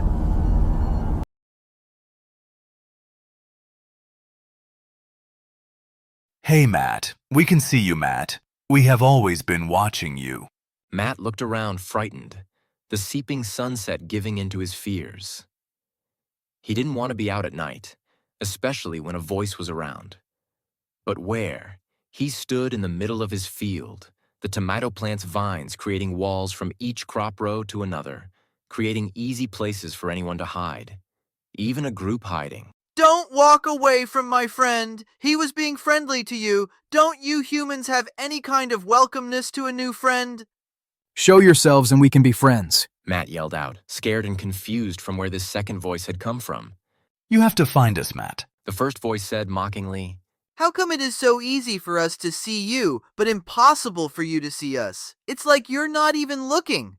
The second voice mockingly said. Matt tightened his grip on his shovel, himself looking up at the metal spade that he was preparing to defend himself with, which he hopefully thought he wouldn't have to. Matt kept walking among the rows, his feet sinking into the mud as the persistent days of rain beat the soil. He knew running would be a pain, his boots already soaked and covered in mud, plus it had been years since he had ran. He then felt something on his foot, grabbing him and yanking. Matt threw his body forward, trying to stay up, but eventually face-palming into the mud. His clothes were soaked and he looked back, the row behind him empty. His breath shook as he glanced around, finding anyone or anything that could have tripped him. He looked down the row, the green tomato vine now in frame, half buried in the mud. When did that get there? He said to himself. He took a few steps back, then hearing, You do know how to walk, right? I know for you humans that's a basic thing, but it doesn't look like you're very good at it. Matt was now sick of the voices, turning around and bolting down the row, eventually reaching his farm a half a mile later. Yes, police. I need you here now. There's someone in the fields. They are trespassing on my land, and I need them gone. Now got that? Now. Matt went. 10 minutes passed and police were now on the scene, trekking through the rows where Matt had been. Oh, look, the farmer brought some friends. A voice called out to the group. 3 officers shining their lights into a plant, trying to discover where it had come from. There's probably 5 of them in this field, and they still can't find us. Another voice mockingly went, Let's give them a hand. La la la la la la. La la la la la la. The voices went musically, remaining undetected from the officers in the field. So a group of officers got called out yesterday to a field. Some guy was hearing voices, and when the officers got there, they started to hear the voices too. They spent 2 hours searching the property, never finding out who made them. Apparently they got taunted too, heard that there was a whole sing-along they were doing. But hey, nothing old Dip and Nick can't solve, right? Dip said sarcastically, annoyed that he had already driven 5 hours, to now reach our destination in the middle of nowhere in another 5 hours. I didn't respond to Dip, not giving in to how much he hated these types of situations.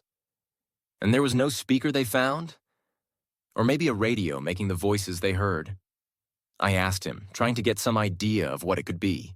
No, but I like the way your head is thinking. They found nothing but the farmer's tomato plants, neatly rowed up. No electronics, no footprints, hell, probably not even any bugs. We arrived to the farm in midday, Matt, the farmer, pulling into the farm behind us, coming from a hotel he had stayed the night at, scared to sleep when officers couldn't find the thing that had spoken to him. He led us to the field, the muddy steps still imprinted on the ground, now more and more broken from the foot traffic of workers who had begun to pluck the grown tomatoes off their vines. It's the time of the year for harvest. These crops will be sold at the local farmer's market. You guys should make it after you figure this case out. Best beef sticks, homegrown butter, and my personal favorite with a little bias, these plump tomatoes. Here, have one, on the house. Matt went, plucking one off the vine and placing it into my hand. I took a bite off it, the inside feeling gushy, but tasting good. I proceeded to finish it as Dip continues to ask Matt questions.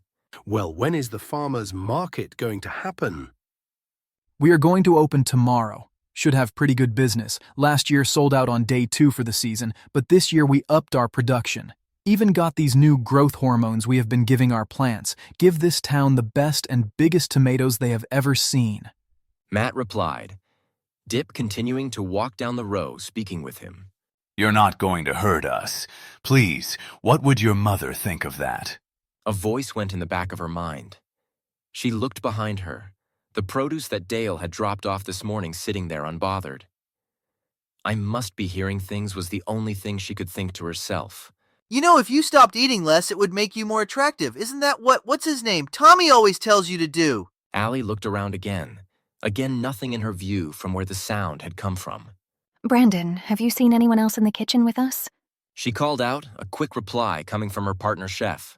It's just us back here, Al, unless Tammy is back now, but she sounded pretty sick on the phone. Allie nodded, then went back to dicing up the meat, preparing to serve it.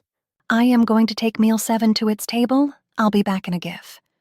Allie now called out to Brandon, taking the BLT out with her. Hello, sir. Here is your meal. Is there anything else I can get for you today? She asked the man upon reaching the booth. No, miss, and thank you for what you do. He went, dismissing Allie, who went back to the kitchen. I bet he would treat you better than Tommy. And he was cute too. Looked to make decent money, right? A voice came into Allie's ears the moment she got back into the kitchen. Who is saying that? Allie blurted out, making Brandon stop cooking his meal and peer over. You doing okay, Allie? No one said anything back here since you got here. Please don't go crazy on me. I can't have the task of taking care of the kitchen by myself. I'm fine. Sorry, I just thought I heard something. Allie responded, Brandon now going back to his meal. Well, Brandon now thinks you're crazy. Do you think it was crazy when you killed it? What if he decides to kill you? I bet he does. Not unless you do it first. Another voice went, Allie not being able to comprehend what was saying these words and why. At least threaten him. Show him you can defend yourself. Else I think I'll watch it as he attacks you. The voice went, prompting Allie to take action. Nick, we have to go. There was an incident at a local diner. Matt, it was good speaking with you. Thank you for the information, and let us know if you hear anything else. Dip went, now getting to the car and waiting for me, driving off as soon as I closed the passenger door beside me. I heard a voice. It said Brandon was going to attack me. I believed it, so I went up to him, held my knife, and told him I was armed. He then went toward me, and I swung, hitting him. I guess his cry for help alerted the police and eventually you guys. They think I am going crazy. Brandon doesn't even know why I attacked him. But there was a voice telling me to, and I listened. Allie went, nearly sobbing as she finished her story, putting a tissue up to her eye with her handcuffs still attached. Who else could have been in the kitchen? Dip now asked. Tammy could have, but it wasn't her voice. Plus, she was out sick today too. The only other person in the kitchen is Dale, but he only delivers produce in the morning, and he already made his delivery. Allie replied. What do you mean by produce? Dip questioned. Yes, produce, like the lettuce, olives, tomatoes, cucumbers. All of it's grown locally. It's part of what makes our food so great. Allie went. Interesting. What other places does Dale deliver to? We are having spaghetti tonight, Dale. Susie called up to where Dale was, lying in his bed. I am even making our own sauce with the produce you brought home today. Susie announced again, a little irritated that she didn't receive a response. He's asleep, and your loud, annoying voice isn't going to help that. A voice rang in Susie's ear. Yeah, look around you, dumb klutz. You have no idea where I came from, do you? Just another woman in the kitchen, without a clue. The voice went again, mockingly. Susie was now annoyed, trying to find anything that could lead to the source of the annoying voice. A ring from the doorbell interrupted her hunt. She answered it, seeing Dip and Nick on her porch. This may be a strange question, but today has been a strange day. Have you heard any voices today you can't explain? Dip went, which Susie nodded her head to. Where?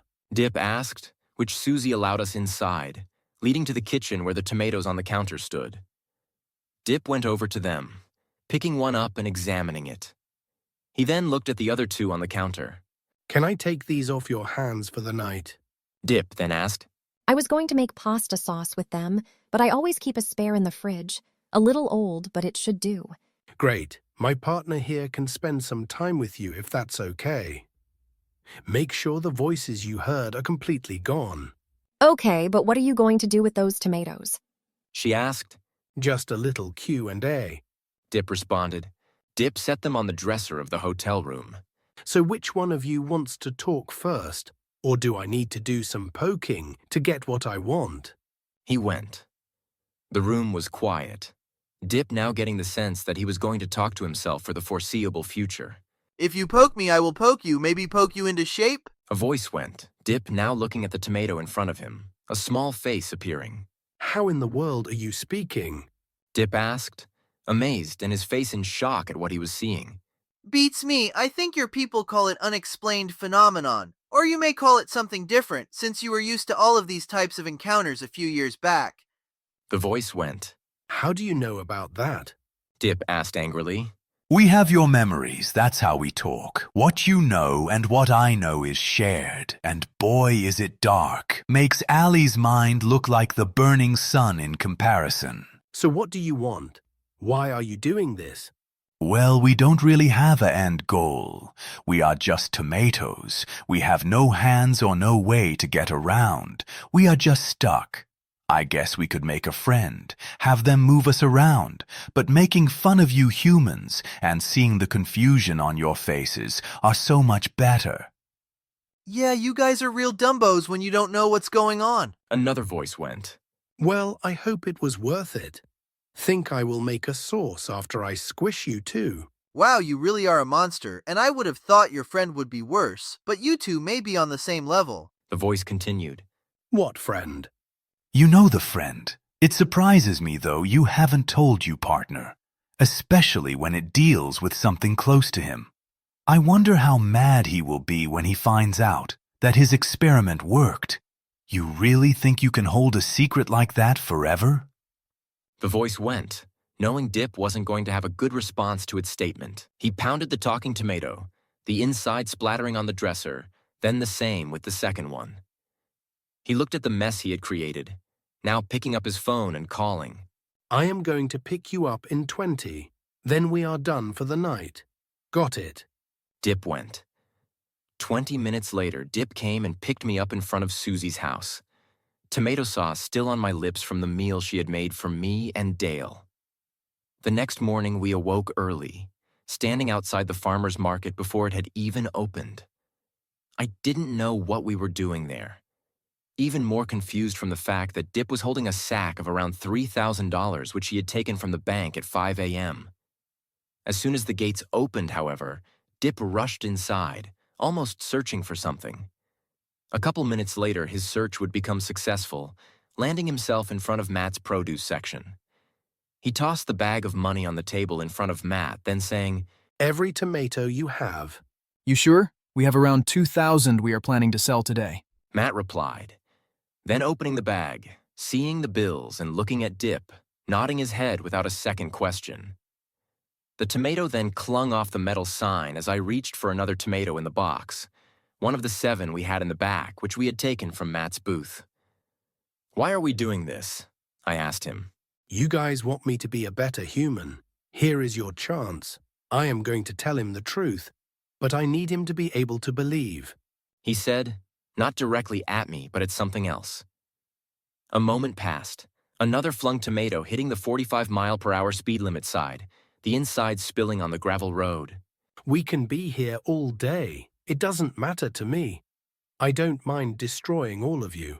Dip said, tossing another tomato. I'll talk. A voice then came, coming from the box beside Dip's feet. He reached down, picking out a tomato and tossing it to me. I examined it, a face coming on it as I shook in place, startled. Well, don't be so rude, kid. I am not that ugly. Oh, right, talking tomato. Your partner doesn't do a good job on all the weird sci-fi things that go on, does he? I looked at Dip, understanding the point the speaking tomato was getting at, setting it down. You knew about all the crazy stuff that was happening, didn't you? You understood it all. I shouted at him, the tomato showing a scared face expression. Calm down, Nick, at least for now. You don't want to be angry when you meet him. Dip responded. Who, Dip? Who? I yelled, then seeing the smaller, dark figure stand in the middle of the gravel road approaching.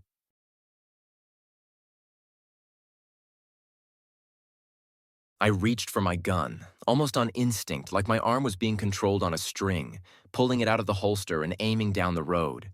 The creature didn't budge, steady streaking down the gravel path toward me. Dip yelled, charging at me. He pushed my aimed arm down, causing me to misfire, the bullet drilling the ground. I looked up, the smoke and debris becoming airborne from where the bullet had struck, then the devilish creature taking its right foot and stomping on the expired bullet. He didn't seem to care that I had tried to take its life. Its own white eyes still beamed into mine. A feeling of anxiety of what was going to happen next coming over as Dip wrapped his arms around me, holding me still. I dropped the gun, now just trying to free myself, but it was too late. Before me stood the devilish creature, standing nearly 5 feet tall, with a dark metallic skin which covered its body. The creature had few facial features, with only a small line on its head, which I assumed was its mouth. Along with this, the creature had 2 horns posing to the sky. I jumped up in Dip's arms, raising my feet and trying to escape, even trying to strike the devilish creature with my feet. Dip then freed me, using my own momentum against me and rolling me like a ball onto the road. I struck the earth hard, feeling small cuts on my arm from the gravel, blood streaming down my arm. I rose my head, seeing the black and empty barrel of Dip's pistol now pointing at my head. The devil stood closer to Dip, being beside him and looking down at me. You put up quite a fight. It reminds me of your brother's character, how much he can and will fight. The difference, though, is whose side you decide to be on. For his, he sees me as an ally, someone that can and will help him. For you, however, you decide to fight me, kill me, for whatever reason I can't understand why. Maybe it's the fear of the unknown, the uncertainty of truly understanding what I am and why I am here before you. Maybe we can talk, understand. It is what we both want. The creature spoke to me. What the hell are you? How do you know Dip? Why are you here? Why are you tormenting me? I yelled at it. Tormenting. I walked slowly up to you, and you drew a weapon hoping to use it against me. If it wasn't for your partner's brave actions, you could have mistakenly killed me, killed someone here to help you. But to be fair, my actions towards you haven't always been the clearest. But I am trying to show you, Nick, show you the magical and unknown side of this planet, where those at great levels of educating are dumbfounded by what I can show you. All of this in return of your compliance to my mission. What mission? A rescue mission, one of your personal benefit. Your brother is trapped in a world, and I wish to bring him here. Into this reality I am proposing myself. You and Dip come and save him. Bring him back to where he belongs, with you and your family. I have already talked to him, made a connection. He's eager for this plan to begin, but he needs your help. The creature went. What brother? I am a single child. My parents only wanted me. They never even considered another. I went, confused and concerned for what was being said to me. Why do humans lie so much to each other? It's such a strange but fascinating state. Do they think they can shield you if you don't know what truly happened? Like it's a bad part that remain out of your mind? Or is it an embarrassment to them for what happened? Either way, in the end of all this, these lies catch up, and most of the time, they hurt more than the actual truth. The creature argued, myself seeing he was trying to get a message to me deeper than one I wanted to believe. Then what is the truth? I demanded out of him. You have a twin brother, Nick. His name is Aegon, named by the village people from whom he lives with currently. The creature continued, drawing itself closer to me. Where does he live then? And how do I know you're even being honest with me? I asked. You don't. But your brother lives with a group in another world, a world opened through the smoke of the Ohika tribe. There the tribe members speak with those lost over the years that don't truly have anywhere else to go. When your brother's spirit left its body, it got contained in this realm where he grew up, guided by those also trapped. In this world, I found him, realized the connection that you both shared. And now I must see if it's possible to bring him back, renew his spirit and body back into this world. The creature went, now holding my hands, the frigid feeling giving me goosebumps. But I need you to believe this is possible, Nick, and be there when we try to retrieve him. Looking me in the eyes. You're making all of this up. Why me? Why my brother if you want to retrieve him? Why not use the Indian people to fulfill this task? I yelled again. The Indians believe it puts a curse on the human who comes back. They are not willing to put that risk on one of their own, but I have never seen the curse or can account on any stories of it being true.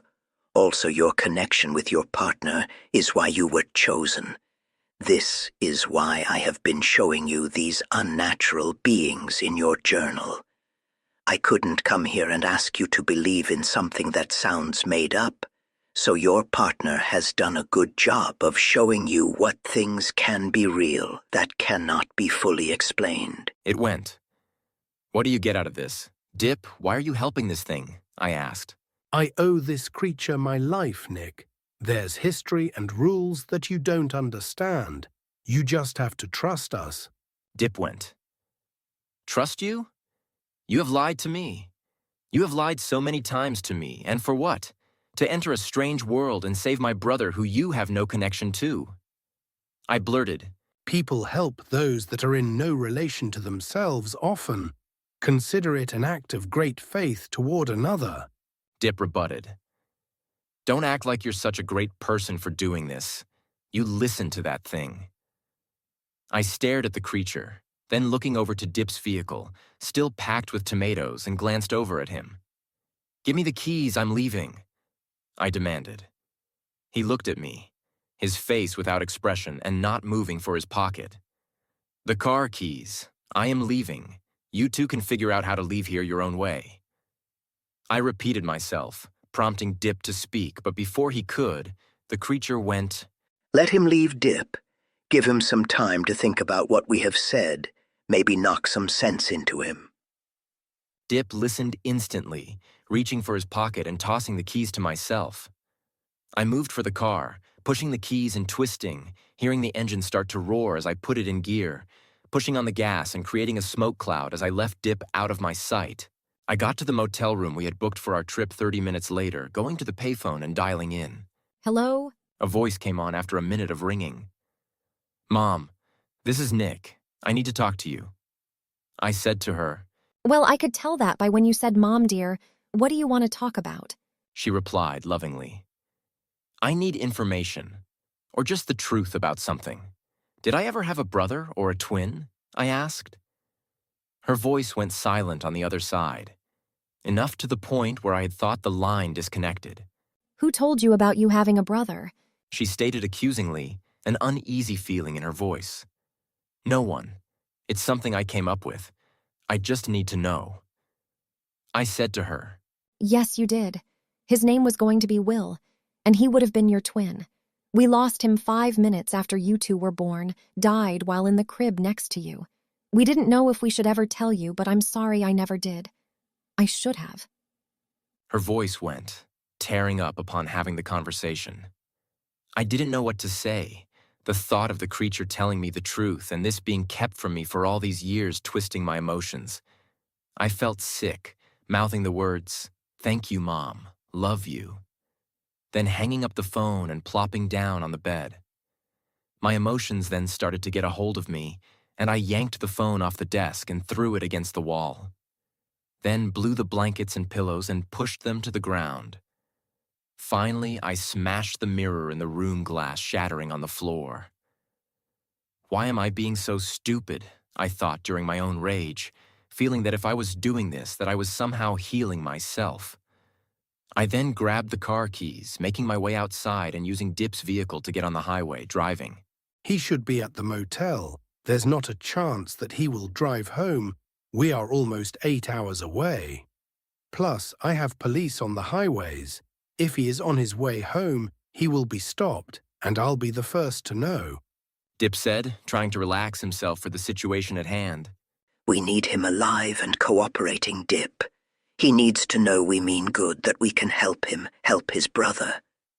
The creature said in the passenger seat, looking at the motel that they had just arrived at. It stepped out the creature, seeing Dip's worried expression of possibly exposing itself, but Dip wouldn't say a word to argue. The creature reached the door, following behind Dip, now seeing the mess of the blankets and pillows thrown against the floor, and sparse specks of glass littered on the floor. Dip rushed frantically to the other side of the room, going into the bathroom and then the closet, slamming the door beside him as he moved to leave the room. He's not here. Let's go. The powder creates the smoke, and the outer worldly beings can see it, use it to navigate toward us, and eventually connect with our living bodies. The smoke is what they use to speak to us, to show us how life is for them. Some days in the smoke they bring us good news, other days it is bad news. But they never talk about the world where they reside by the smoke, that they keep to themselves, so we must keep our world to ourselves. The Indian went, his gray, palish skin illuminated by the fire. The feather he wore on his head and shoulders, making his shadow appear as a monster behind him. I looked around, the circle I was in filled with people just like him. I watched the fire in the middle of us, the orange and red clashing as the heat boiled my skin. We now begin our collaboration with those of another world. The Indian clamored as he rose above the fire, splashing the fire with a fine white powder. The fire revolted, sparks coming off and landing at the tip of my feet, the flames creating images, circles, portals. Smoke then started to emerge from these portals, almost like there was something burning in the middle. The smoke then came up, creating smoke tubes that twirled like vines reaching for the sun, then expanding and spreading out 30 feet above the flame. Close your eyes. Let the smoke consume your mind. The Indian preached. My obligation to follow him persisted. My world was dark, the warm sensation of the fire once in front of me disappearing as my mind drifted more and more. "Hello," I said out loud, unsure where I was at or if anyone could hear me. I stepped around, the feeling as if I was in an empty room at midnight wandering to see if I could find anything. Where is Alos? I heard faintly, not knowing where it had come from, but could feel it was somewhere close. Where is Alos? The voice repeated, myself swearing I had heard it before, but not a clue from where. Nick, it knows the path. The voice went again. "Brother, where are you? It's me, Nick," I yelled out in the dark void. Find Alos. He can bring me home. The voice went again, almost pleading as the dark void started to become filled with light, my eyes opening to the fire still lit in front of me. I looked to my side, Dip's face greeting me as I pushed myself out of my seat, almost landing in the fire but dodging it, my body hitting the ground beside. I then saw the creature beside him, standing where my other shoulder had been. "Who is Alos? My brother was looking for him. He said he knows a path to him," I said. "I do, Nick. My name is Alos, and I can bring your brother home. Would you want to see him again?" The creature asked.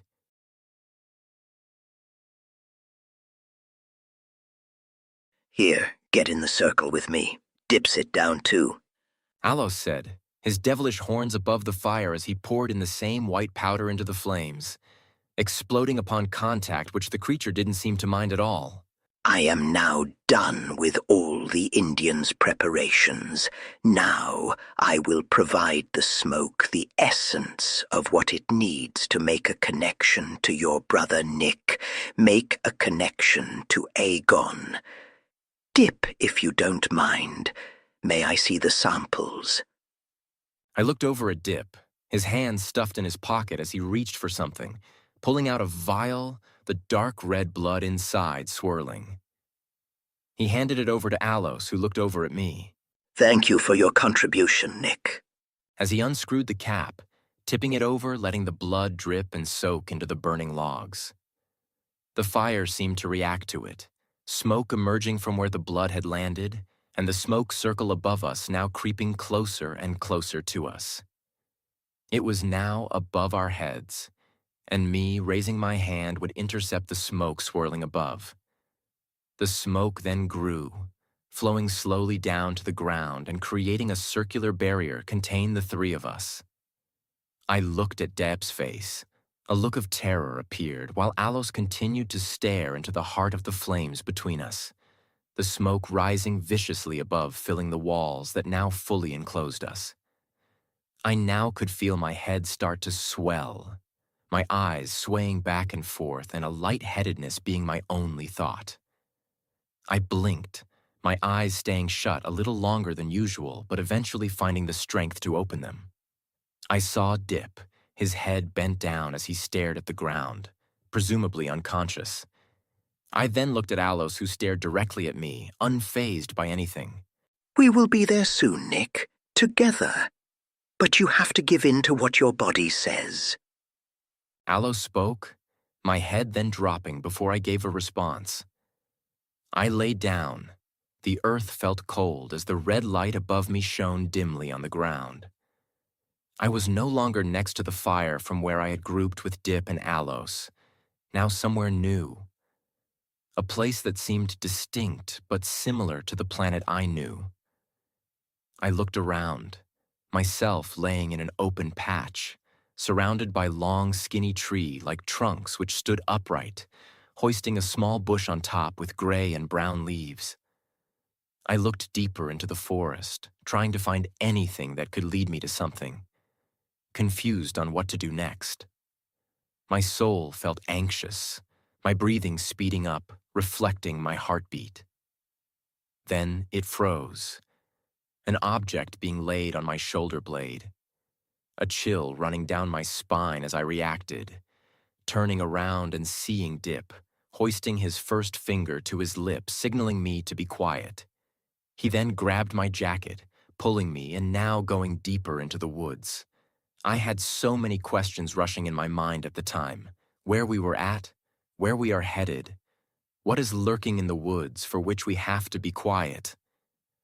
I then paused in my tracks for a second, my feet feeling the cold and wet feeling of water. I looked down. My feet dipped in a soft flowing stream, the water clear, shining the black and silver bottom below. Dip pulled me along more, now pulling me out and walking the bank. We will follow this till we hit canyons. Keep your eyes peeled for anything that could be hunting us, and stay close. Please. Dip quietly said to me, pulling along 5 feet in front of me. I was quiet during our walk, the leaves above allowing little of the red streaks which illuminated the sky to shine our path.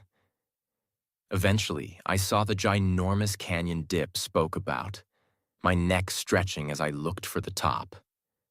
I stopped for a second, then noticing Dip look back after he had pulled ahead, myself regrouping with him.